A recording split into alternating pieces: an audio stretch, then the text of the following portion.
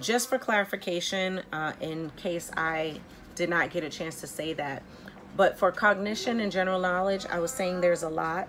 So this brings us through the 6th and 7th domain that envelops this whole area for cognition and general knowledge. So now we're off to the 7th domain. And the 7th domain is arts. So we want to make sure that we create an environment that encourages the arts. So it's fine arts, but it includes dance, music, theater arts, and visual arts.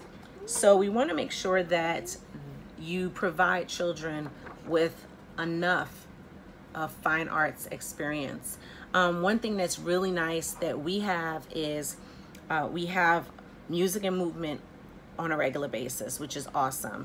And it gives children the opportunity to embrace their body, embrace their movements, move to the music, move to the beat, clap their hands, tap on the drums, stomp their feet. Of course, everyone knows if you are happy and you know it, that's a song that all the children respond to. Even the children who have no language and can barely walk, they totally love that song. So we want to make sure that the environment that we give them is one that welcomes the dance, the music, the theater arts, and the visual arts. And I want to speak a little bit about visual arts, because the visual arts is, as children get older, you'll notice as we go through elementary school, middle school, and high school, what educators are worried about is that they lose that arts portion, that they lose that appreciation of the arts. So we want to give them as much experiences in the arts as possible. And when I say that, it means you want them to get messy. You want them to paint. You want them to finger paint. You want them to be involved in sensory activities. You want them to pretend and have dramatic play. Dramatic play is essential. It is essential in the preschool environment. You want children to be able to pretend, because they're usually mimicking their environment or mimicking another environment that they've observed. And it's so awesome for children to be able to have a behavior that they've seen, observed, and then be able to act it out. They can act out stories. They can predict stories when you're reading to them. They can act that out. Here at the Vine Preschool, what's nice is we do have programs throughout the year, 2 or 3 times a year, where the children are performing. They're singing, they're standing on stage, they're rehearsing, they're practicing, they're holding up props. They love it. They soak it up. And even if it's something involving memorization, those children, after repetition, will, oh my goodness, take so much pride in what they're doing and whatever their characters are. They absolutely love that experience. So you want to give children the arts as an experience. It's a great tool for them, because as they get older, you want them to hold on to that, whether it's singing, whether it's dancing, whether it's acting in the theater, whether it's art appreciation. You even going to museums, even this young, children need that. They need that.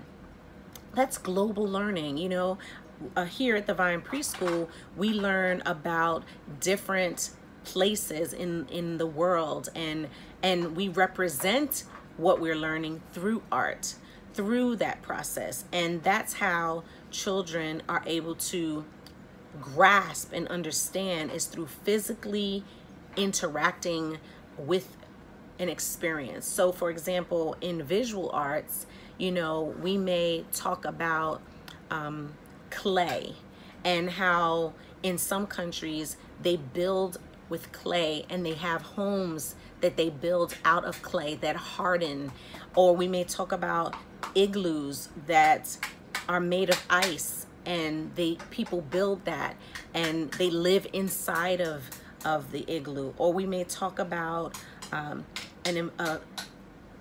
one type of home versus another type of home and how it's built, but we experience that through art.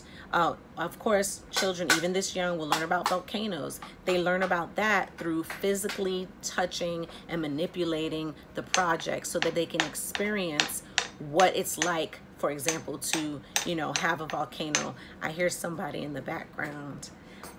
So you want them to have that experience. So we can't lose the fine arts. We can't lose that. So we're on to our last domain, and then we'll be done with this segment. And I want to thank you in advance for watching. Again, my name is Kimberly, and at Divine Preschool, we want you to know that children are learning and engaging, and we want you to know that they are soaking up the environment, and it's important that they get a rich environment. So I'm just explaining to you all of the different ways that we use our curriculum to help your children learn and grow.